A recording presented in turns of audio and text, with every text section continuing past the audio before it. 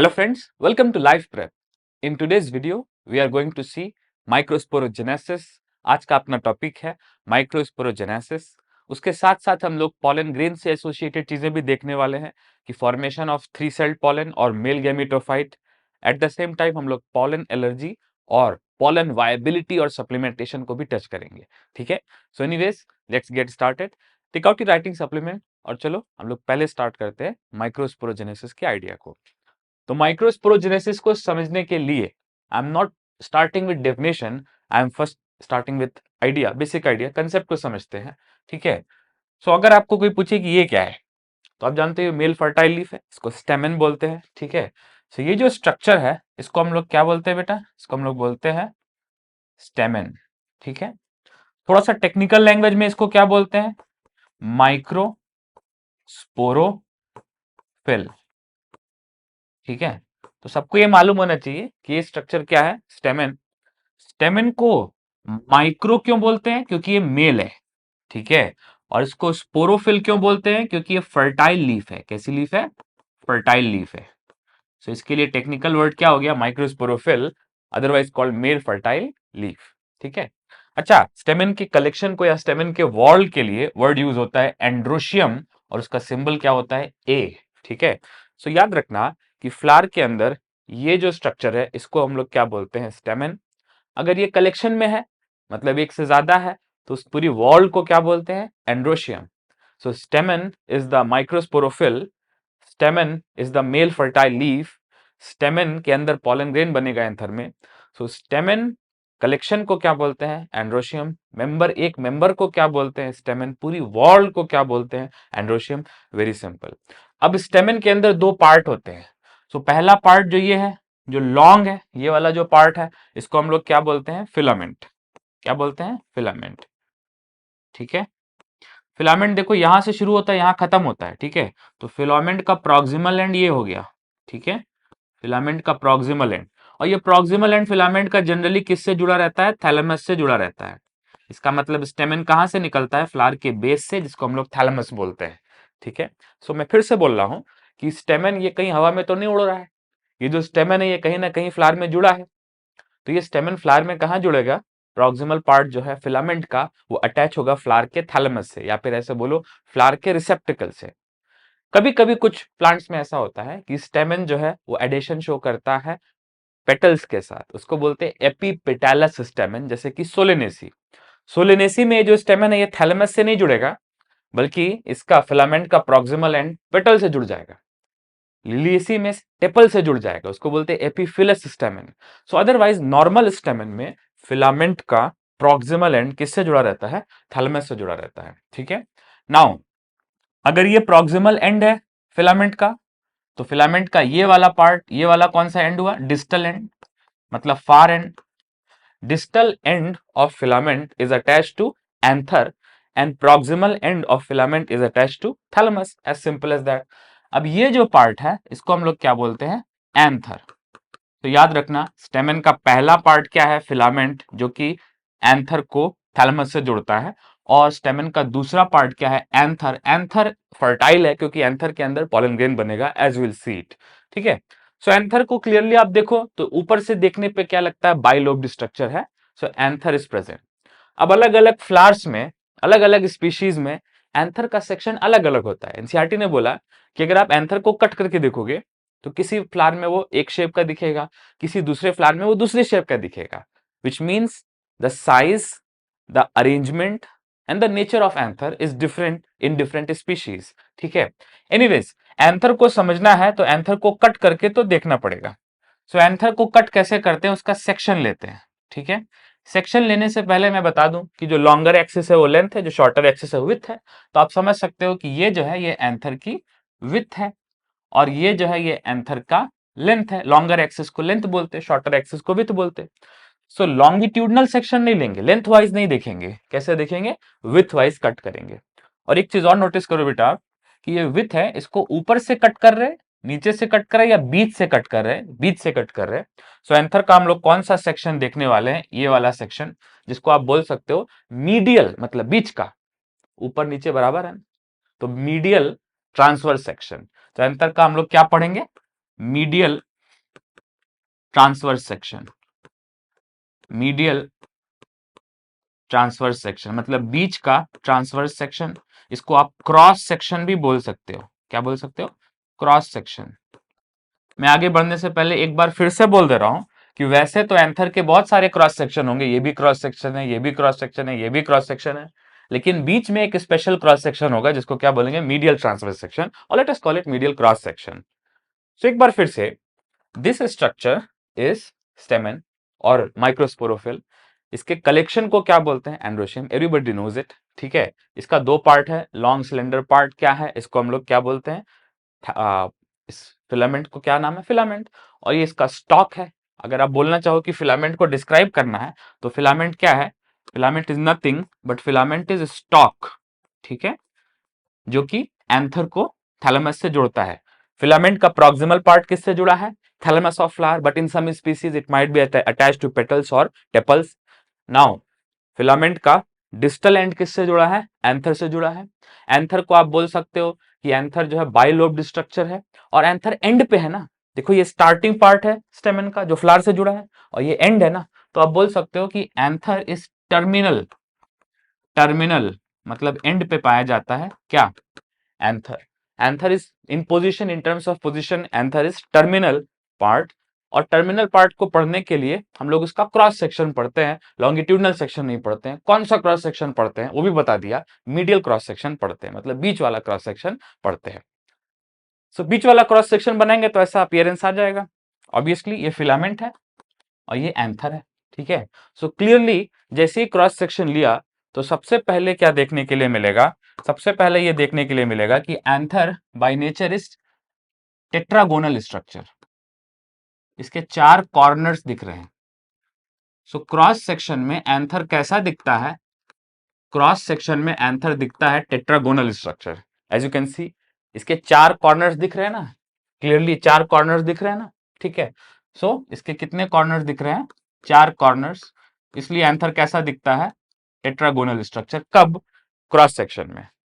So if you take medial cross section, you see anther in cross section कैसा दिखता है? चार corner दिखते हैं, तो क्या बोलते हैं? Tetragonal structure. अब यहां मैं इसको एक एनालॉजी से समझाने वाला हूं। हम लोग हार्ट जानते हैं, ठीक है, सो ह्यूमन हार्ट आप जानते हो।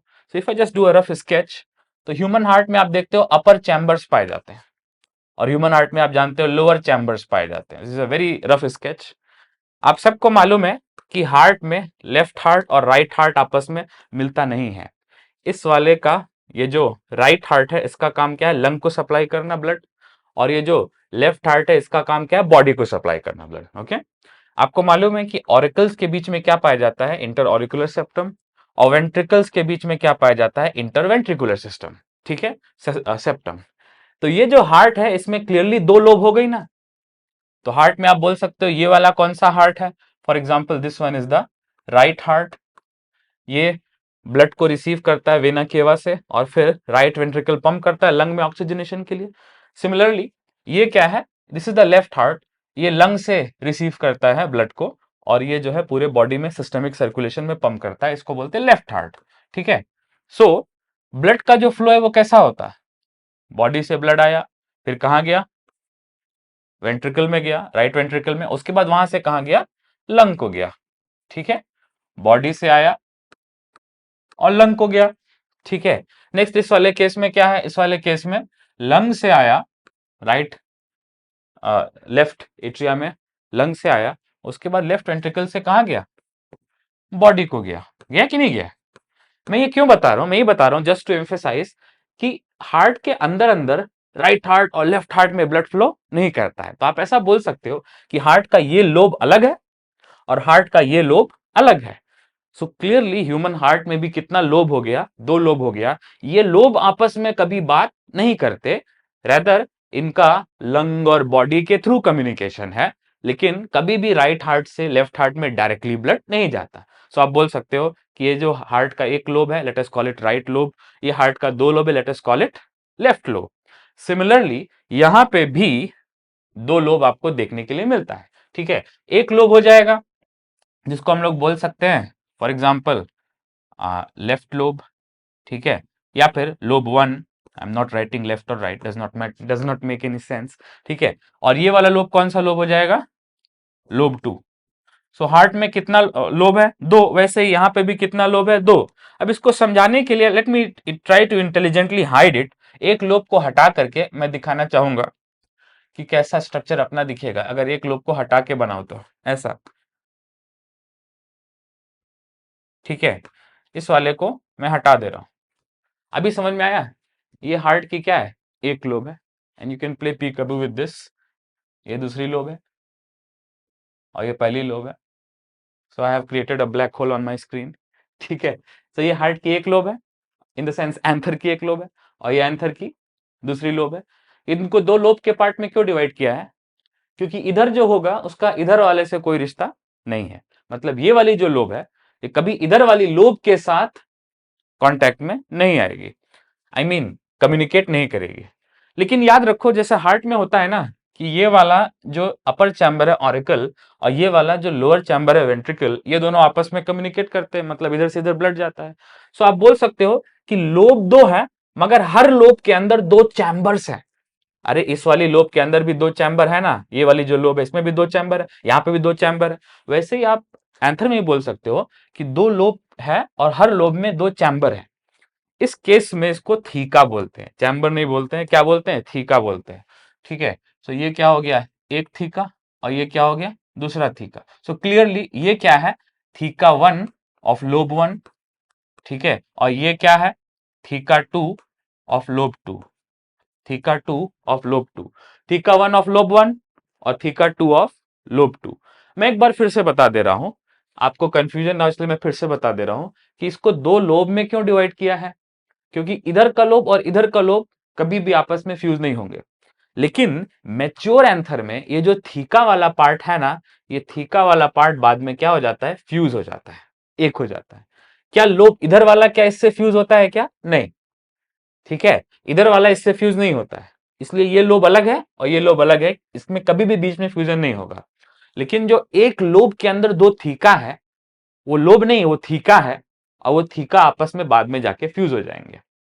So just remember, let me summarize and simplify it once again कि एंथर का मीडियल क्रॉस सेक्शन लेने पे स्ट्रक्चर क्या दिखता है, टेट्रागोनल, चार कॉर्नर दिखते हैं।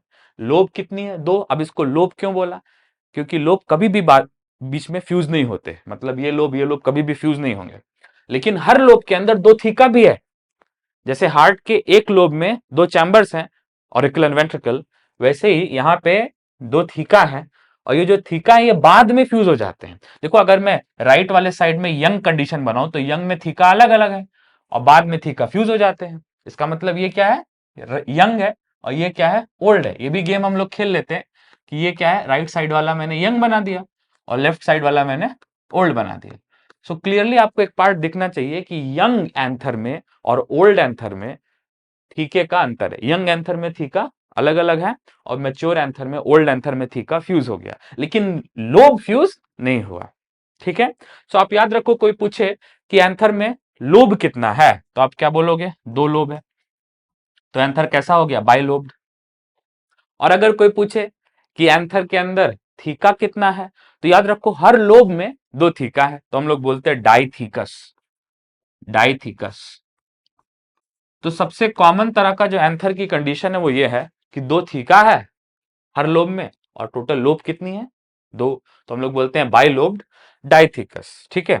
तो अगर ये यंग होता, अगर ये एंथर यंग होता तो इसके अंदर कैसी कंडीशन होती, ये वाला भी अगर यंग होता, ठीक है, अगर ये वाला भी यंग होता, ये वाला भी अगर यंग होता तो इसकी कंडीशन कैसी होती, ऐसी, ठीक है। चारों थीका में कोई भी थीका किसी से जुड़ा नहीं है, सेम लोब का भी डिफरेंट लोब का भी जुड़ा नहीं है। लेकिन अगर ओल्ड हो जाएगा so theca of same lobe fuse हो जाएंगे, theca of same lobe fuse हो जाएंगे, ठीक है। इसका मतलब ओल्ड एंथर में ये और ये थीका फ्यूज हो जाएगा और ये थीका फ्यूज हो जाएगा, लेकिन दो लोब का, अलग अलग लोब का थीका फ्यूज नहीं होगा, सेम लोब का थीका फ्यूज हो जाएगा। अच्छा इतना ही नहीं, यंग एंथर को अगर आप देखो तो इसमें टोटल कितने माइक्रोस्पोरेंजिया हो गए, यंग एंथर में टोटल 4 माइक्रोस्पोरेंजिया हो गए। हर लोब में दो चीजें मिलती हैं, ये क्या है, माइक्रोस्पोरेंजिया, जो अंदर वाला है ये क्या है, माइक्रोस्पोरेंजियम, सिंगुलर बोले तो माइक्रो स्पोरेंजियम, ठीक है, और इसके बाहर क्या है बेटा, एंथर की वॉल। इसके बाहर क्या है, एंथर की वॉल, अंदर क्या है, माइक्रोस्पोरेंजियम, ठीक है। ये क्या है, माइक्रोस्पोरेंजियम, ये क्या है, माइक्रोस्पोरेंजियम, ये भी क्या है, माइक्रोस्पोर। तो कितने माइक्रोस्पोरेंजिया, 4। यंग एंथर में 4 माइक्रोस्पोरेंजिया है। तो आप बोल सकते हो यंग एंथर कितना होता है, कैसा होता है, टेट्रा स्पोरेंजिएट। यंग एंथर कैसा होता है, tetra sporangiate. Young anther tetra sporangiate क्यों होता है, क्योंकि उसमें 4 माइक्रोस्पोरेंजिया है, इसलिए टेट्रास्पोरेंजिएट होता है। और ये चारों माइक्रोस्पोरेंजिया में बाहर बाहर क्या होती है, एंथर की वॉल, और अंदर अंदर टिश्यू होता है, जिसके बारे में भी मैं बताऊंगा, ठीक है। अभी यहाँ पे क्लैरिफाई करना जरूरी है कि यंग एंथर और मैच्योर एंथर में क्या डिफरेंस है। आप भी मेरी तरह लिख लो कि यंग एंथर और मैच्योर एंथर में अंतर क्या है। यंग एंथर और मैच्योर एंथर में अंतर क्या है, ठीक है। तो मैं बना दे रहा हूं, यंग एंथर में हम लोग कैसा शो करते हैं, ऐसा शो करते हैं। For example let me create a rough sketch. Young anther हो गया और ये वाला मैच्योर एंथर हो गया, ठीक है। ये वाला मैच्योर एंथर हो गया। आई am not interested in making it more detailed, I am just interested in making it accurate, ठीक है। तो यंग एंथर में आप नोटिस करो 4 माइक्रोस्पोरेंजिया है, ठीक है, 4 माइक्रोस्पोरेंजिया है। और मैच्योर एंथर में टेक्निकली ये जो सेम लोब वाले माइक्रोस्पोरेंजिया है, ये ऐसे फ्यूज हो जाते हैं, एक हो जाते हैं, ठीक है। लुक एट दैट, एक हो जाते हैं ऐसा, ठीक है, ठीक है। और इतना ही नहीं, ये जो बीच में लॉन्गिट्यूडनल ग्रूव है, ये फट जाता है। इसको हम लोग लॉन्गिट्यूडनल ग्रूव भी बोलते हैं, लाइन ऑफ डाइसेंस भी बोलते हैं। तो ये जो लॉन्गिट्यूडनल ग्रूव है, ये फट जाता है। और मेच्योर एंथर कैसा हो जाता है, फट जाता है, इसलिए इसको हम लोग क्या बोलते हैं, डिहाइज्ड। डिहाइज्ड मींस फटा हुआ। So mature anther is dehisced and young anther is intact. इसकी एंथर वॉल कैसी होती है, इंटैक्ट। इंटैक्ट मतलब फटी नहीं होती है। So anther wall is intact, मतलब एंथर वॉल किसमें बची रहती है, यंग एंथर में, और किसमें फट जाती है एंथर वॉल, मैच्योर एंथर में, ठीक है। अच्छा याद रखना, यंग एंथर के लिए वर्ड क्या यूज होगा, अंदर अंदर क्या है, माइक्रो स्पोरेंजियम, या प्लूरल बोले तो माइक्रोस्पोरेंजिया, सिंगुलर बोले तो माइक्रोस्पोरेंजियम। ये किसमें पाया जाएगा, यंग एंथर में। और मैच्योर एंथर में हम लोग वर्ड क्या यूज करेंगे, कौन सा, सैक, पॉलन सैक। क्या यूज करेंगे, पॉलन सैक। जस्ट रिमेंबर कि यंग एंथर में हमेशा वर्ड क्या यूज करना है, माइक्रोस्पोरेंजियम, और मैच्योर एंथर में वर्ड क्या यूज करना है, पॉलन सैक। इसका मतलब microsporangium matures to form pollen sac, ठीक है। So as the anther matures, microsporangium converts into pollen sac। और ऐसे भी याद रखना कि माइक्रोस्पोरेंजियम कितने होते हैं, 4, हर लोब में 2, और हर लोब के हर थीका में 1। लेकिन पॉलन सैक कितने होते हैं, पॉलन सैक 2 होते हैं, क्योंकि सेम थीका सेम लोब वाले माइक्रोस्पोरेंजिया फ्यूज करके एक पॉलन सैक बनाते हैं। So microsporangium in young anther are in total 4, therefore anther is tetrasporangiate. लेकिन पॉलन सैक कितने होते हैं मैच्योरिटी पे, 2। ऐसा कैसे कि माइक्रोस्पोरेंजिया 4 और पॉलन सैक 2, ऐसा कैसे, क्योंकि सेम लोब वाले माइक्रोस्पोरेंजिया फ्यूज कर जाते हैं। सो एक लोब में एक ही पॉलन सैक होता है, लेकिन एक लोब में यंग एंथर में 2 माइक्रोस्पोरेंजिया होते हैं, ठीक है। अच्छा, लैंग्वेज का भी फर्क है, टिश्यू का भी फर्क है। अंदर अंदर हम लोग बोलते हैं कि जब एंथर यंग होता है, क्या होता है, यंग, तो उसके अंदर टिश्यू कौन सा भरा रहता है, स्पोरोजीनस टिश्यू। क्या भरा रहता है, स्पोरोजीनस टिश्यू। और मैच्योर एंथर में हम लोग बोलेंगे इसके अंदर क्या पाया जाता है, पॉलन ग्रेन। क्या पाया जाता है, पॉलन ग्रेन। तो एक बार फिर से, यंग एंथर और मैच्योर एंथर में क्या फर्क है, कि यंग एंथर में 4 माइक्रोस्पोरेंजिया है और मैच्योर एंथर में 2 पॉलन सैक है। बस आप याद रखो कि माइक्रोस्पोरेंजिया मैच्योर होके क्या बनाते हैं, pollen sac. This is immature form and this is mature form. लेकिन फ्यूज भी हो जाते हैं सेम लोब वाले, इसलिए 4 से 2 भी हो जाते हैं, ठीक है। इसके साथ साथ एक बात और, माइक्रोस्पोरेंजिया के अंदर क्या है, तो स्पोरोजिनस टिश्यू, लेकिन पॉलन सैक के अंदर क्या है, तो पॉलन ग्रेन, ठीक है। इसका मतलब स्पोरोजिनस टिश्यू से क्या बनता है, पॉलन ग्रेन बनता है। किसके अंदर, जब माइक्रोस्पोरेंजियम रहेगा तो उसके अंदर स्पोरोजिनस टिश्यू रहेगा, और जैसे वो मैच्योर होकर पॉलन सैक बनेगा, उसके अंदर क्या हो जाएगा, पॉलन ग्रेन बन जाएगा। सो इन दोनों में टाइम का डिफरेंस है। This can be said as time T equal to T1 and this can be said as time t equal to T2। मतलब this is young anther and this is mature anther, सिर्फ वक्त का फर्क है और किसी चीज का फर्क नहीं है, सिर्फ समय का फर्क है।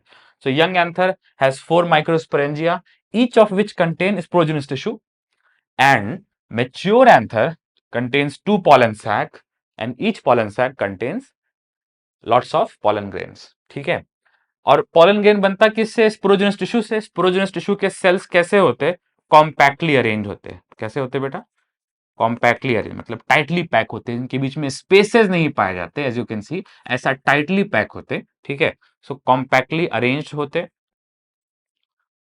और सारे सेल्स दिखने में एक जैसे होते स्पोरोजेनस टिश्यू के, तो हम लोग बोलते हैं कैसे होते, होमोजीनियस होते। ठीक है, होमोजीनियस होते।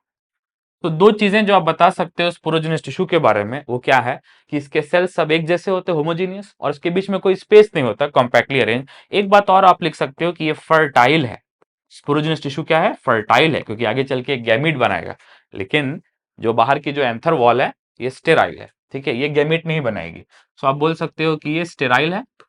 क्या स्टेराइल है, एंथर की वॉल स्टेराइल है और अंदर का जो टिश्यू है वो फर्टाइल है। ठीक है, अच्छा यहाँ पे एक और स्ट्रक्चर एनसीईआरटी में बना है, ऐसे लेबल करके कनेक्टिव बोला है उसको। तो याद रखना कनेक्टिव कुछ नहीं है, कनेक्टिव बस वैस्कुलर टिश्यू है। क्या है, वैस्कुलर टिश्यू, मतलब जाइलम फ्लोएम है, जिससे एंथर को फूड वाटर आता है। सो ऑब्वियसली एंथर को फूड वाटर चाहिए। एंथर को फूड वाटर कैसे मिलेगा, कनेक्टिव के थ्रू मिलेगा, जो कनेक्टिव इसको फिलामेंट के थ्रू, जाइलम फ्लोएम के थ्रू न्यूट्रिशन और वाटर प्रोवाइड करेगा।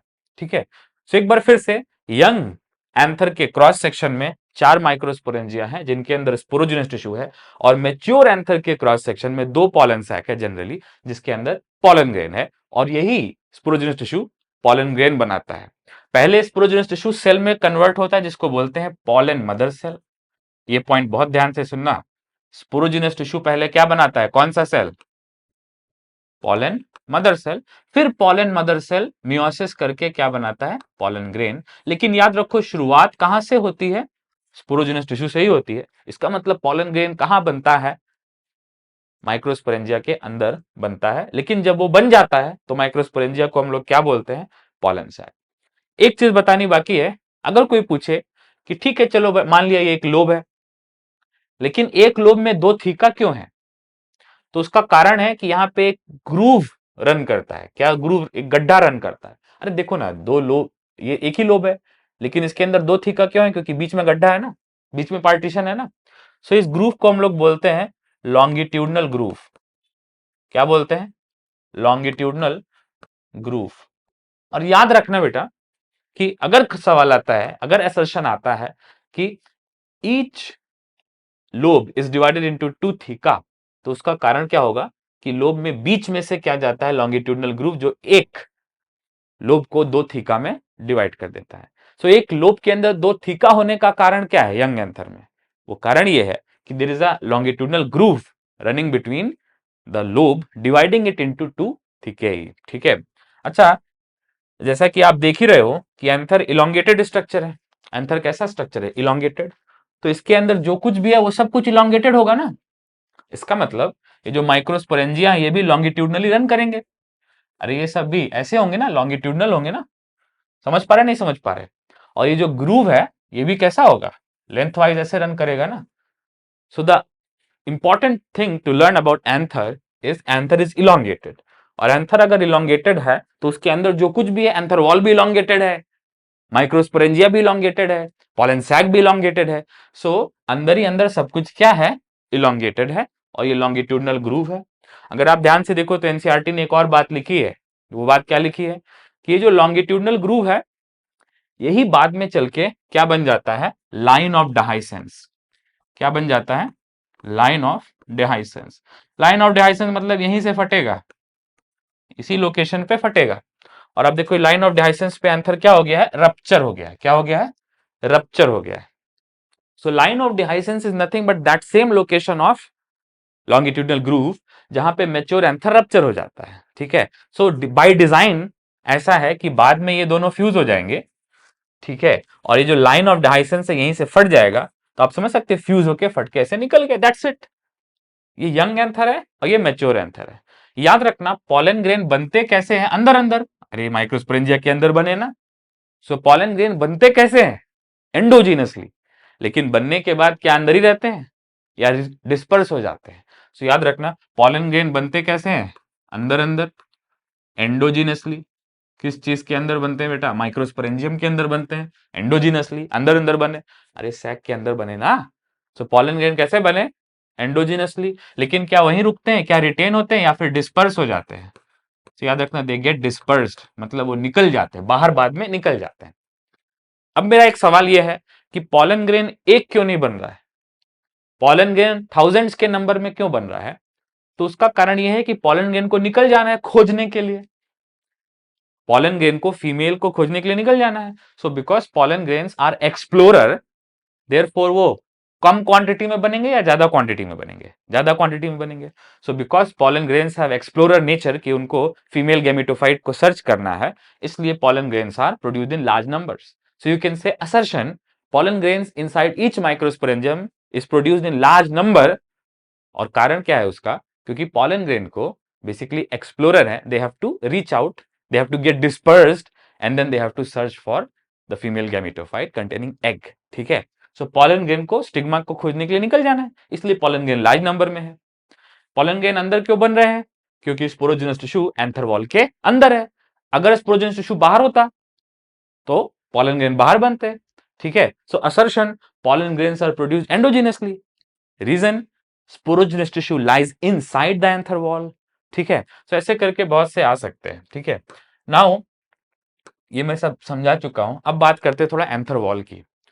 सो अगर आप देखो तो अंदर अंदर तो माइक्रोस्पोरेंजिया है, लेकिन बाहर बाहर क्या है, एंथर वॉल, और अंदर अंदर यंग एंथर में क्या है, माइक्रोस्पोरेंजिया, मैच्योर एंथर में पॉलन है।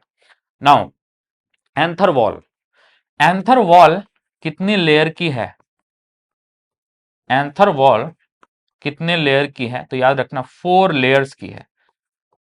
ठीक है, आप ऐसे बोल सकते हो 4 टाइप्स ऑफ सेल्स की है, 4 अलग अलग प्रकार के सेल्स की है, 4 टाइप्स ऑफ सेल्स की है। ऐसा नहीं बोल सकते कि एंथर वॉल 4 सेल्स की है। आई एम नॉट सेइंग कि anther wall is 4 layer of cells, I am saying anther wall is 4 types of cell layers, 4 तरह की सेल लेयर्स है। सबसे बाहर जो होती है, जो सबसे बाहर होती है उसको आप गेस कर सकते हो, मैंने यहाँ पे ग्रीनिश से बनाया है, ये जो सबसे बाहर वाली है इसको हम लोग क्या बोलते हैं, एपिडर्मिस। क्या बोलते हैं, एपिडर्मिस। और ये कितने लेयर की है, एक ही लेयर की। उसके बाद जो दूसरी वाली है, create some space for it, ये जो पहली लेयर है इसका नाम क्या है बेटा, एपिडर्मिस। ठीक है, एपिडर्मिस कितने सेल्स की थिक है, एक सेल्स की थिक है, देखो ग्रीन लाइन ऑफ सेल एक ही है। नेक्स्ट उसके ठीक नीचे दूसरी लेयर ऑफ सेल है, वो क्या है, एंडोथीसियम। एंडोथीसियम ये भी यूनिसेरिएट है, ये भी सिंगल लेयर ऑफ सेल्स की बनी है। अब मेरा एक सवाल, ये भी सिंगल लेयर की है, ये भी सिंगल लेयर की है, क्या इनके दोनों सेल्स के सेल सेम है, are epidermal cells exactly same as endothelial cells, no. अगर सेम होते तो दोनों को एपिडर्मिस बोलते ना, इनका अलग अलग नाम क्यों है, because white cells are different from green cells and green cells are different from orange cells and those are in turn different from pink cells. तो ये सेल्स अलग अलग तरह के हैं, इसलिए उनका नाम क्या है, अलग अलग है। नेक्स्ट, तो बाहर की single layer of cells epidermis, उसके अंदर की single layer of cells endothecium, और उसके बाद जो लेयर पाई जाती है वो सिंगल लेयर की नहीं होती, वो 2 से 3 सेल की होती है, इसको हम लोग बोलते हैं मिडिल लेयर्स। क्या बोलते हैं, middle layers. Remember I am writing layers with an S, इसका मतलब एक लेयर नहीं है, फ्यू लेयर ऑफ सेल्स की है। सो एक बार फिर से, एपिडर्मिस, एंडोथीसियम और मिडिल लेयर्स, ये तीन जो है 3 आउटर लेयर्स हो गई, ये बाहर की लेयर्स हो गई एंथर वॉल की। लेकिन याद रखना है एंथर वॉल में एक लेयर और है, ये वाली लेयर, इसको हम लोग बोलते हैं टेपटम। क्या बोलते हैं, टेपटम। ठीक है, और ये भी एंथर वॉल की ही लेयर है। सो एंथर वॉल में टोटल कितनी लेयर हो गई, 4। Number 1 epidermis, number 2 endothecium, number 3 middle layers और number 4 tapetum. These are the 4 layers of anther wall. अब अगर आप नोटिस करो तो मैंने ये बाहर की 3 लेयर्स को अलग क्यों लिखा है और टेप्टम को अलग से क्यों लिखा है, वो इसलिए लिखा है कि ये जो बाहर की 3 लेयर है इनका फंक्शन अलग है, और टेप्टम का फंक्शन अलग है। ये जो बाहर की 3 लेयर्स हैं, इनका काम है प्रोटेक्शन। किसका प्रोटेक्शन? अंदर वाले स्पोरोजिनस टिश्यू का प्रोटेक्शन। तो ये जो बाहर की 3 लेयर्स हैं, इनका काम क्या है? They are protective in nature. ठीक है। और याद रखना, जब एंथर की वॉल फटती है तो एंथर की वॉल को फटने में यही वाली लेयर्स हेल्प करती हैं। सो इनका 2 फंक्शन है, पहला काम प्रोटेक्टिव है और दूसरा काम डिहाइसेंस है। फटने में कौन हेल्प करता है? ये बाहर की 3 वॉल, और प्रोटेक्टिव भी कौन है? बाहर की 3 wall. And they are organized into proper layers. लेकिन अगर आप अंदर वाली लेयर को देखो, जिसका नाम टेप्टम है, तो टेप्टम थोड़ी सी अलग है। टेप्टम के बारे में एनसीईआरटी ने लिखा है कि टेप्टम के अंदर डेंस साइटोप्लाज्म पाया जाता है, मतलब प्रोटीन से भरा हुआ, रिजर्व फूड से भरा हुआ साइटोप्लाज्म पाया जाता है। टेप्टम का साइटोप्लाज्म कैसा है? डेंस साइटोप्लाज्म, पहली प्रॉपर्टी टेप्टम की। दूसरी प्रॉपर्टी, टेप्टम इनर मोस्ट है, सबसे अंदर की लेयर है एंथर वॉल की। और याद रखना, ये प्रोटेक्टिव नहीं है, ये कैसी है? न्यूट्रिटिव है। ये न्यूट्रिशन प्रोवाइड करेगी। किसको न्यूट्रिशन प्रोवाइड करेगी? अंदर वाले स्पोरोजिनस टिश्यू को न्यूट्रिशन प्रोवाइड करेगा। कौन? टेप्टम। और लास्ट में देखो कि टेप्टम की सबसे रिमार्केबल फीचर जो बहुत अलग है, वो क्या है? कि टेप्टम के अंदर क्या होते हैं? More than 1 nuclei. क्या होते हैं? More than 1 nuclei. अब tapetum is the innermost wall of the anther wall, innermost layer of the anther wall.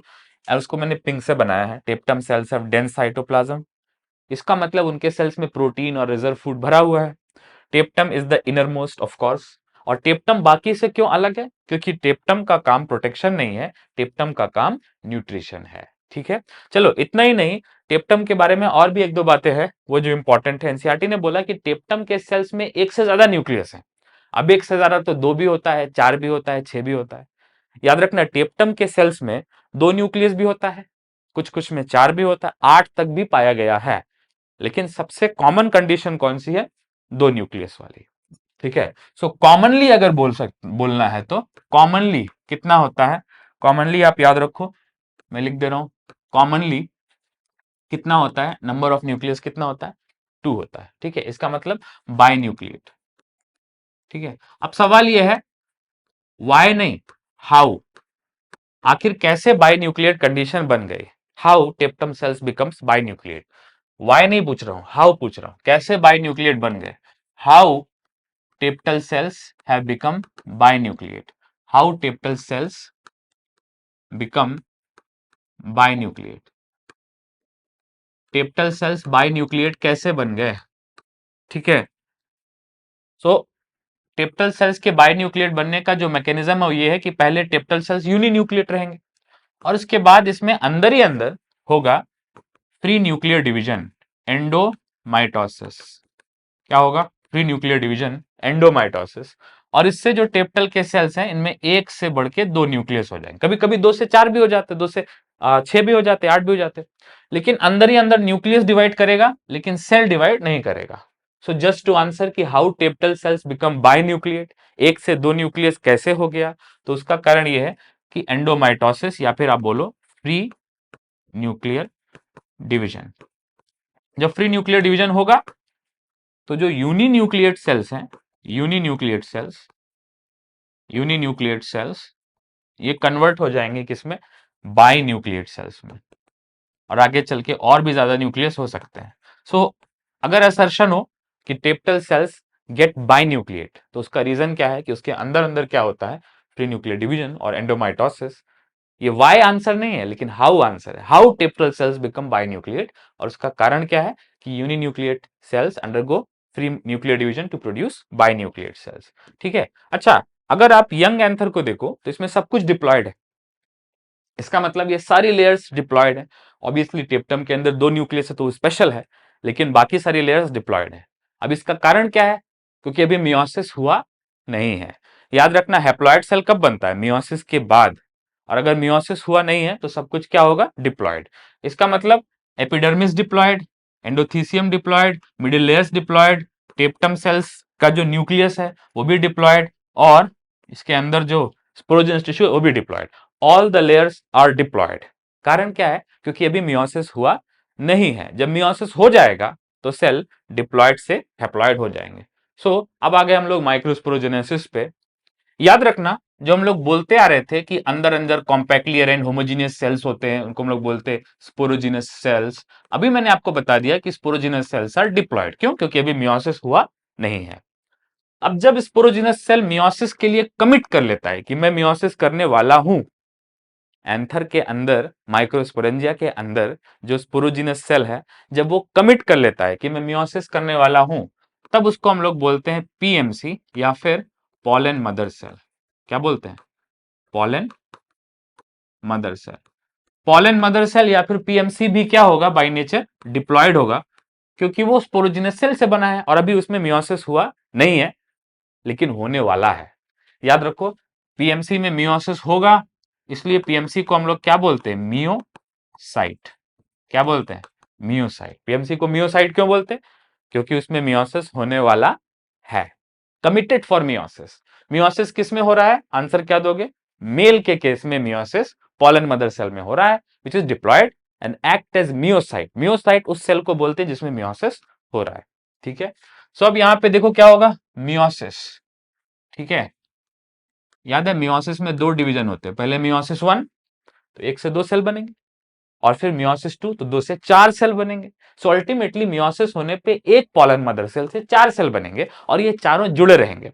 तो जब ये जुड़े रहते हैं तब इस स्टेज में इनको बोलते हैं पॉलन टेट्राड।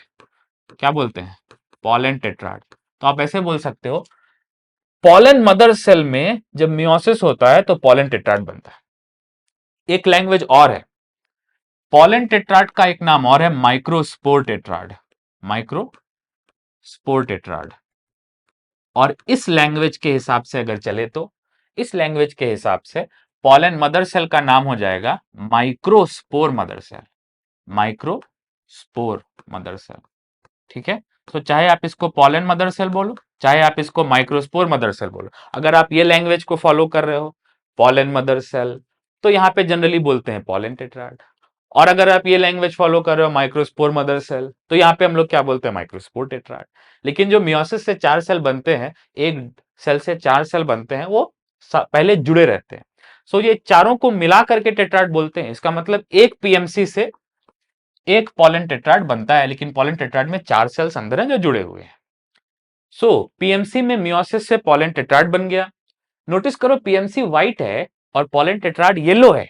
मैंने ऐसा क्यों बनाया? क्योंकि व्हाइट इज डिप्लॉयड सेल, ये जो येलो है ये हैप्लॉयड सेल है।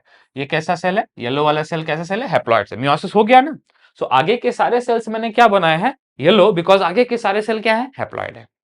अब ध्यान से देखना, पॉलन मदर सेल में मियोसिस हो गया, ठीक है, तो क्या बन गया? Pollen tetrad. अब इस पॉलन टेट्राड में फर्दर ये जो बीच के लेयर्स हैं ये ड्राई हो जाएंगे, सूख जाएंगे, ड्राई हो जाएंगे और सेपरेट हो जाएंगे।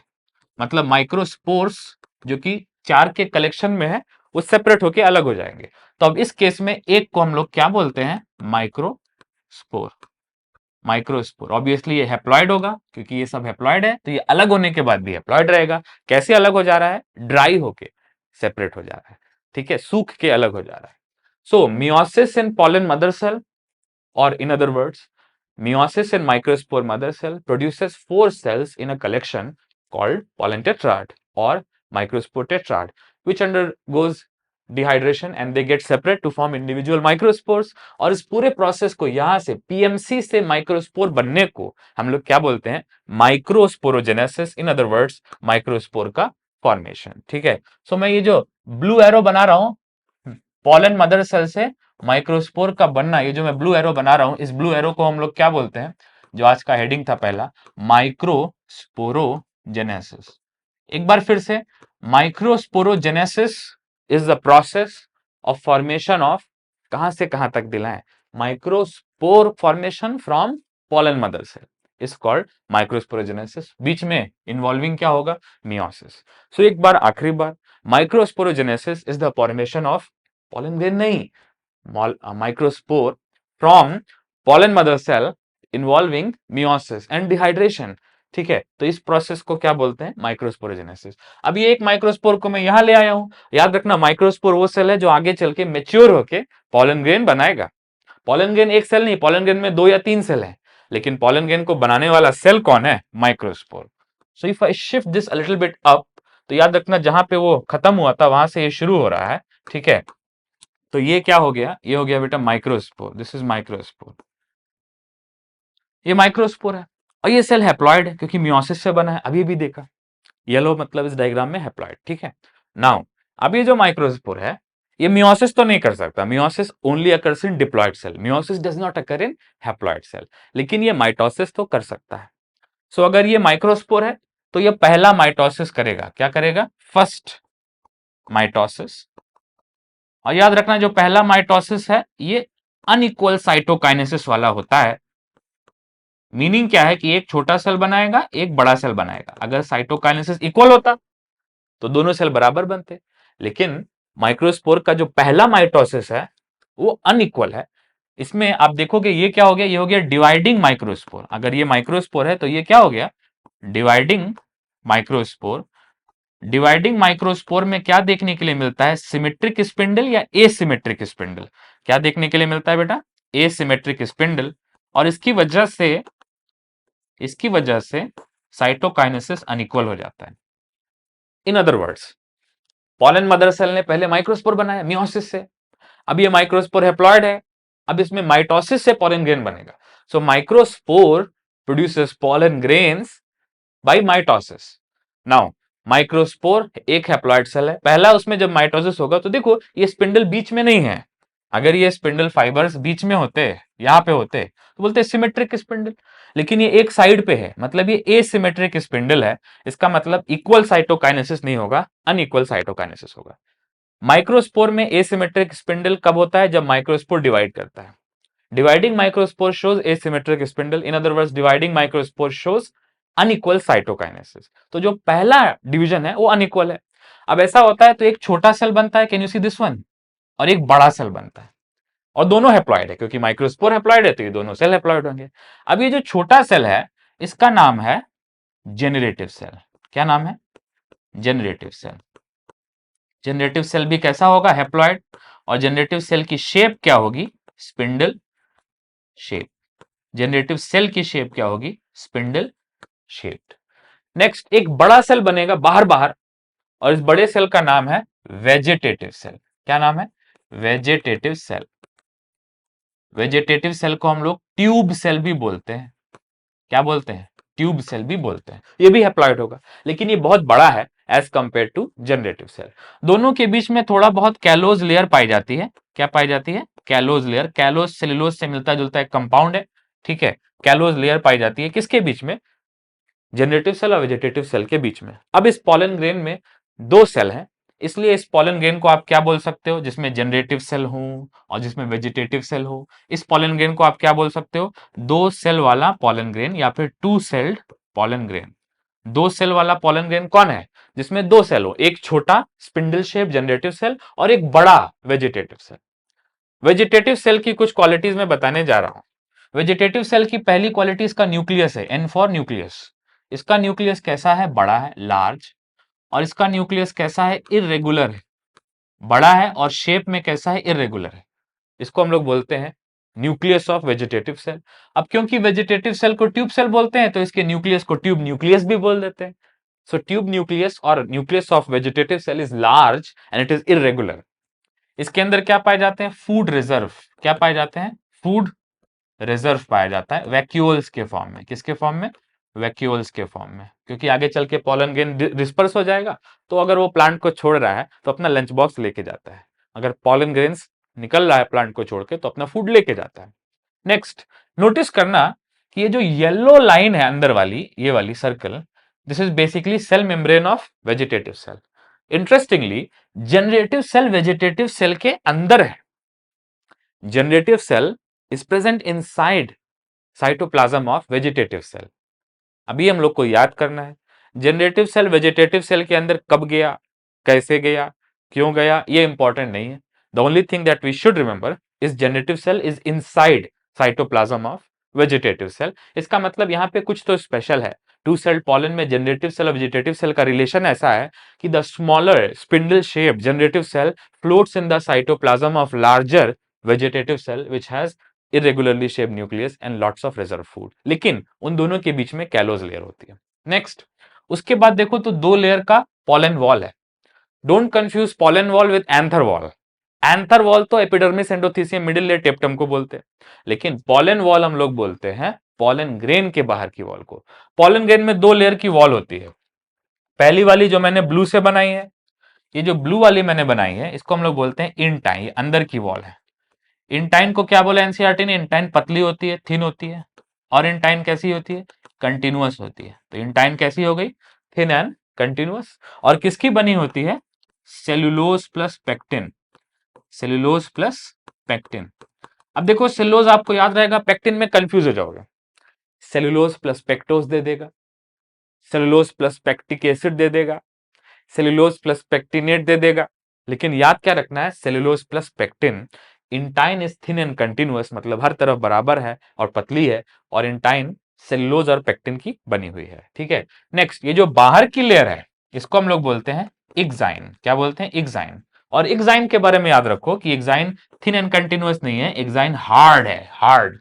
और एक्साइन किसकी बनी है? स्पोरोपोलिनिन की बनी है। किसकी बनी है? स्पोरोपोलिनिन। अब जरा ध्यान देना, स्पोरोपोलिनिन नीट का फेवरेट टॉपिक है। एक्साइन जो कि पॉलन ग्रेन की आउटर वॉल है, ये बनी होती है केमिकल की जिसका नाम है स्पोरोपोलिनिन, और स्पोरोपोलिनिन बहुत रेजिस्टेंट केमिकल है। स्पोरोपोलिनिन के बारे में बोला जाता है कि sporopollenin is most resistant organic material, most resistant organic compound of biological origin, most resistant organic compound है। इसका मतलब मेल गैमीट के प्रोटेक्शन के लिए बाहर की जो हार्ड एक्साइन है, ये हार्ड एक्साइन स्पोरोपोलिन की बनी है, और sporopollenin most resistant organic compound है। ये जो है ये टेम्परेचर रेजिस्टेंट है, टेम्परेचर रेजिस्टेंट है, मतलब हाई टेम्परेचर भी इसका कुछ नहीं कर पाता है। स्पोरोपोलिन जो है ये स्ट्रॉन्ग एसिड और स्ट्रॉन्ग अल्कली रेजिस्टेंट है, मतलब एसिड और अल्कली भी इसका कुछ नहीं कर पाता है।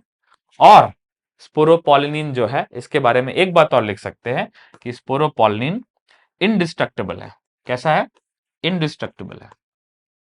ठीक है, इनडिस्ट्रक्टेबल है, या ऐसे भी बोल सकते हो नॉन बायोडिग्रेडेबल है। Non biodegradable means what? इसको डाइजेस्ट करने वाला कोई भी एंजाइम नहीं है। So sporopollenin is non biodegradable. इसका मतलब क्या है कि no enzyme digested, no enzyme digest it. आज तक कोई भी एंजाइम नहीं मिला जो इसको डाइजेस्ट कर सके, इसलिए स्पोरोपोलिन इनडिस्ट्रक्टेबल है, नॉन बायोडिग्रेडेबल है। एक बार मैं 2 सेल पॉलन को फिर से दिखा दे रहा हूं। 2 सेल पॉलन में छोटा जनरेटिव सेल है और बड़ा वेजिटेटिव सेल है। ये दोनों सेल कैसे बने? जब माइक्रोस्पोर में एसिमेट्रिकल माइटोसिस हुआ तब बने, छोटा जनरेटिव सेल और बड़ा वेजिटेटिव सेल। याद रखना ये 2 सेल्ड स्टेज है पॉलन ग्रेन की, जिसमें smaller spindle shape generative cell floats inside larger vegetative cell और tube cell. Both cells are haploid, क्योंकि वो माइक्रोस्पोर से बने जो कि हैप्लॉइड था। वेजिटेटिव सेल के अंदर लार्ज इरेगुलर शेप न्यूक्लियस है और वैक्यूल्स है, और दोनों सेल्स के बीच में कैलोज लेयर है, और ये पूरा स्ट्रक्चर सराउंडेड है 2 लेयर्ड पॉलन वॉल से। Inner wall is called intine, it is thin and continuous, made up of cellulose and pectin. Outer layer is exine, which is hard and indestructible, and it is resistant to organic. जो sporopollenin इसका material है वो most resistant organic compound है, temperature resistant है, acid और alkali resistant है, strong acid और strong base इसका कुछ नहीं कर पाते, इनडिस्ट्रक्टेबल है, और कोई एंजाइम इसको डाइजेस्ट करने वाला नहीं मिला है। Just to give you confusion, ऐसा बोल सकता है कि only few enzymes can digest sporopollenin, but the answer is no enzyme can digest sporopollenin. ठीक है, नेक्स्ट ये जो 2 सेल्ड पॉलन है इसका डायमीटर कितना है, मतलब इसका साइज पैरामीटर कितना है? तो एनसीईआरटी ने बोला वैसे तो साइज में, शेप में बहुत ज्यादा वैरायटी ऑफ आर्किटेक्चर मिलता है। कुछ पॉलन ग्रेन इलोंगेटेड होते हैं, कुछ पॉलन ग्रेन में बॉल लाइक होते हैं। सो जस्ट रिमेंबर कि पॉलन ग्रेन्स में वैरायटी ऑफ आर्किटेक्चर है, अलग अलग स्पीसीज का पॉलन बहुत अलग अलग दिखता है। If you view under electron microscope तो ये पॉलन अलग अलग शेप का दिखता है। लेकिन अगर एक डायमीटर लिखना हो इन जनरल तो डायमीटर कितना लिखोगे आप?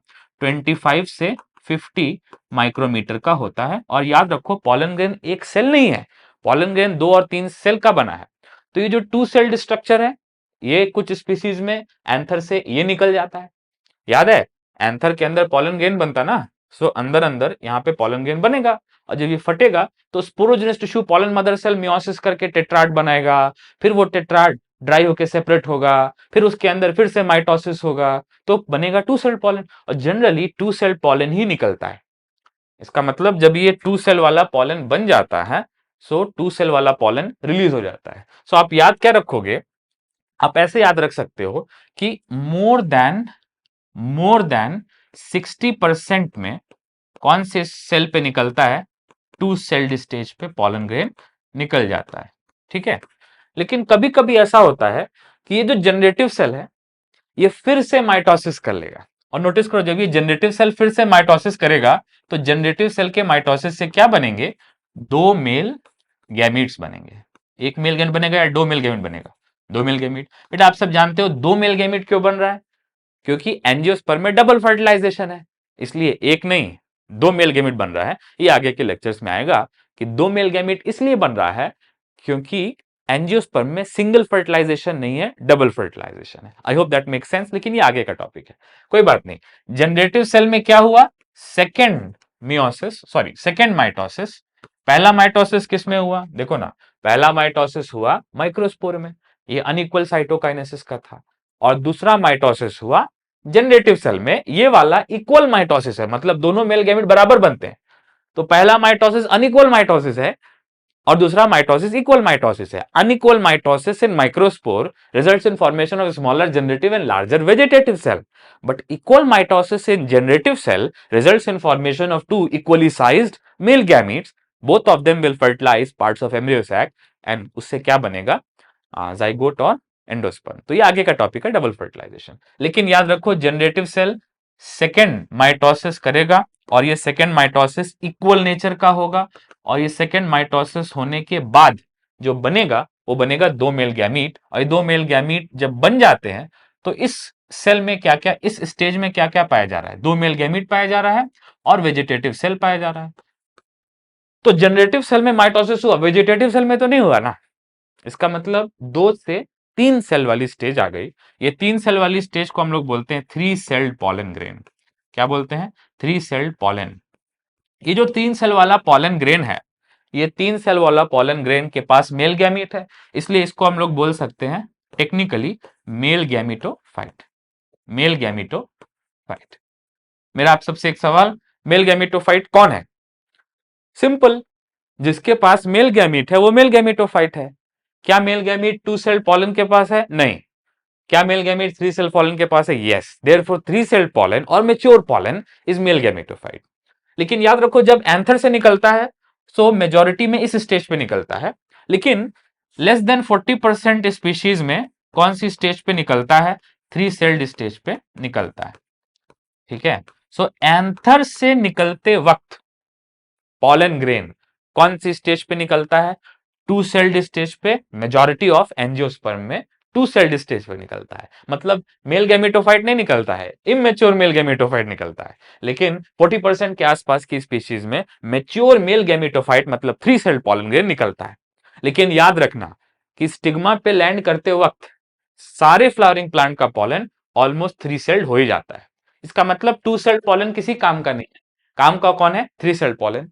मेल गैमीट किसके पास है, थ्री सेल्ड पॉलन, इवेंचुअली आगे चल के क्या बनेगा ही बनेगा, थ्री सेल्ड पॉलन। तो ये वाला जो है ये मेल गैमेटोफाइट है, वाला भी डेवलपमेंट में है, very much in the development. So आप बोल सकते हो मेल गैमेटोफाइट कौन है, थ्री सेल्ड पॉलन, या फिर ये तो माइक्रोस्पोरी तो आगे चल के मैच्योर हो रहा है ना। सो आज हम लोगों ने देख लिया माइक्रोस्पोरोजेनेसिस। माइक्रोस्पोरोजेनेसिस हम लोग किसको बोलते हैं, formation of microspores from pollen mother cell.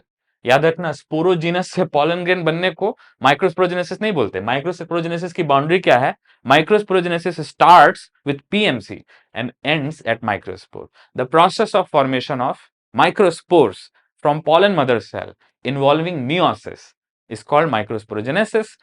तो माइक्रोस्पोरोजेनेसिस समझने के लिए समझना पड़ा कि पॉलन मदर सेल कहां से आता है, तो उसका मैंने रीजन बताया कि it comes from sporogenous cell which are compactly arranged homogeneous cells of microsporangium. तो ये तो एंथर के अंदर पाया जाता है स्पोरोजीनस सेल, ठीक है। और माइक्रोस्पोर आगे चल के करता क्या है, तो माइक्रोस्पोर आगे चल के पॉलन ग्रेन बनाता है कितने माइटोसिस से? 2 माइटोसिस से। पहला mitosis unequal mitosis in microspore produces 2 cell pollen, और उसके बाद equal mitosis in the generative cell of 2 cell pollen produces 3 cell pollen. और याद रखो 3 सेल पॉलन में वॉल तो वही है, एक्साइनिन, वही स्पोरोपोलिन, वही सेलोस्पेक्टिन, और वही नेचर की दोनों मेल गैमीट वेजिटेटिव सेल के अंदर है। इसका मतलब second mitosis in generative cell takes place when the generative cell is inside cytoplasm of vegetative cell. तो ये सारी बातें जो मैंने आज बता दी। Thank you so much for watching. I will see you in the coming lectures.